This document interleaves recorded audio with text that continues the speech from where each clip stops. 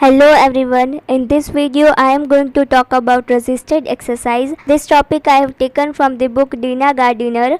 ये उस बुक का चैप्टर नंबर 5 है active movement. In this video we will do definition, principles and techniques of resisted exercise.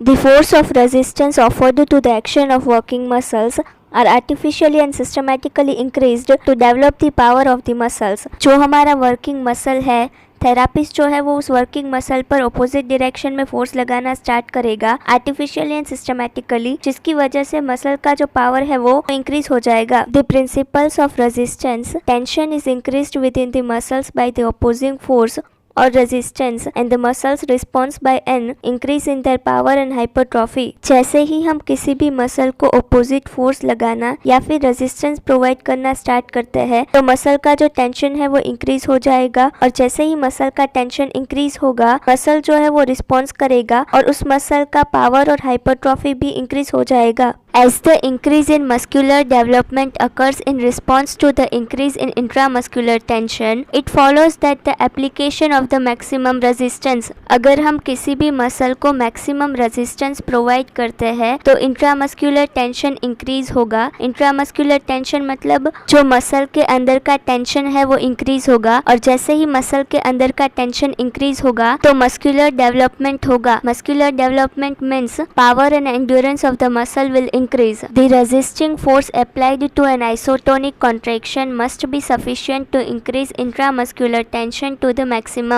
जब हम resisting force apply कर रहे होते हैं isotonic contraction में, iso means same and tonic means muscle की जो टोन है वो, तो जब हम सेम टोन वाली मसल में रेजिस्टेंस प्रोवाइड कर रहे होते हैं एट दैट टाइम रेजिस्टेंस जो है वो इतना सफिशिएंट होना चाहिए कि वो इंट्रामस्कुलर टेंशन को मैक्सिमम लेवल पर लेकर के जाए without interfering with the ability of the muscles to produce coordinated movement. Muscles की जो एबिलिटी है वो इंटरफियर नहीं करनी चाहिए जब हम कोऑर्डिनेटेड मूवमेंट प्रोड्यूस कर रहे होते हैं. अगर ऐसा होता है कि मसल इंटरफियर कर रहा है तो आइसोटोनिक कॉन्ट्रैक्शन नहीं रहेगी, मीन्स टोन जो है वो सेम नहीं रहेगा. A maximum increase in intramuscular tension during an isometric contraction is elicited by a resistance which equals the muscles ability to maintain the hold. Iso means same and metric means length.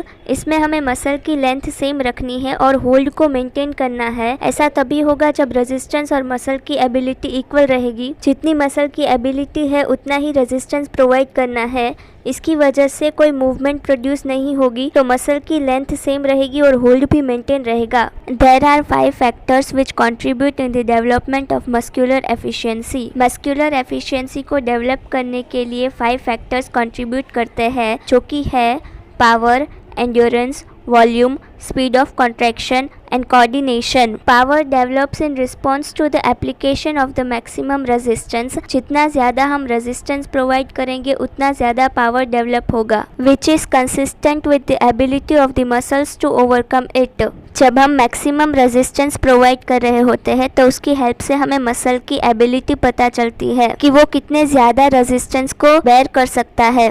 Therefore, power can be built up when they work against a progressively increasing resistance. जैसे जैसे हम resistance बढ़ाते जाएंगे वैसे वैसे muscle की power जो है वो बिल्ड होती रहेगी. Endurance is a quality which develops in response to the repetitive contraction. Repetitive contraction की हेल्प से endurance डेवलप होगा. Therefore, as it is the number of contraction which is essential factor, number of contraction जो है वो इसमें essential factor रहेगा. The method used in this case is called low resistance high repetition exercise. इसमें method ये रहेगा कि हमें कम रेजिस्टेंस लगाना है और हाई रिपीटेशन करवाना है. Volume which can be measured और observed as an indication of hypertrophy usually develops in proportion to power. It serves as a mean of demonstrating progress to the patient, although it is not invariably a reliable indication of successful treatment. Volume को हम observe कर सकते हैं और major कर सकते हैं और ये इंडिकेट करेगा हाइपरट्रॉफी को. हाइपरट्रॉफी मीन्स मसल में कितना साइज इंक्रीज हुआ है. ये हाइपरट्रॉफी जो है वो पावर पे डिपेंड रहेगी. जितनी ज़्यादा पावर उतना ज़्यादा हाइपरट्रॉफी, और जितनी ज़्यादा हाइपरट्रॉफी उतना ज़्यादा पावर. ये हमें ये बताता है कि पेशेंट में कितना प्रोग्रेस हुआ है,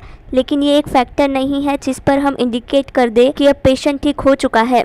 Skill in estimating the capacity of the muscles at every stage or a treatment and in matching this with the correct amount of resistance is the keynote to success in the use of resisted exercise. जब हम resisted exercise करवा रहे होते हैं तो हमें ये skill आनी चाहिए कि हम ये एस्टिमेट कर पाए कि पेशेंट के मसल में कितनी कैपेसिटी है, उस हिसाब से हम रेजिस्टेंस प्रोवाइड करें. रेजिस्टेंस जो है वो बहुत ज़्यादा भी नहीं होना चाहिए और बहुत कम भी नहीं होना चाहिए, वो पेशेंट के मसल की कैपेसिटी पे डिपेंड करेगा.